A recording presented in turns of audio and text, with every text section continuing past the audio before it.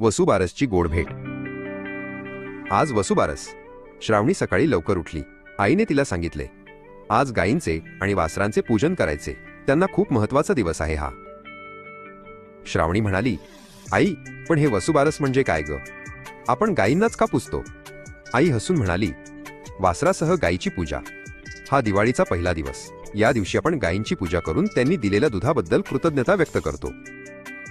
श्रावणी आणि तिची आई जवळच्या नौकार जैन सेवा तीर्थ पांजरपोळ येथे गेल्या. पांजरपोळात खूप गायी होत्या, मोठ्या छोट्या वेगवेगळ्या रंगांच्या. तिथे मनोहर काका नावाचे एक प्रेमळ काका होते.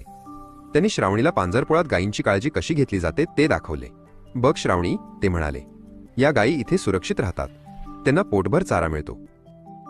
आणि जेव्हा त्या आजारी पडतात, मनोहर काकांनी सांगितले, तेव्हा डॉक्टर येतात. त्यांना स्वच्छ पाणी आणि हवेशीर जागा मिळते, त्यांच्यावर खूप प्रेम केलं जातं. श्रावणीने पांढऱ्या शुभ्र रंगाच्या गौरी नावाच्या गायीच्या गळ्यात हळूच हार घातला आणि तिच्या कपाळावर हळदी कुंकू लावले. गौरीने प्रेमाने श्रावणीकडे पाहिले. नंतर श्रावणीने तिच्या आईने आणलेला गुळाचा आणि शेंगांचा लाडू गौरीला दिला. किती छान आहे ही! गोड लाडू तिला खूप आवडला असेल, श्रावणी आनंदाने म्हणाली. मनोहर काका हसले. अगदी बरोबर श्रावणी, ते म्हणाले, जेव्हा आपण अशा असहाय्य गायींची सेवा करतो, त्यांच्यासाठी अन्न पाणी देतो, तेव्हा आपल्याला खूप मोठं पुण्य मिळतं. पुण्य म्हणजे काय काका? श्रावणीने विचारले. पुण्य म्हणजे तुझ्या मनात आणि आयुष्यात साठणारी चांगली शक्ती. जसे तू गौरीला लाडू दिलास, तसे हे चांगले कर्म परत तुझ्याकडे आनंद बनून येईल.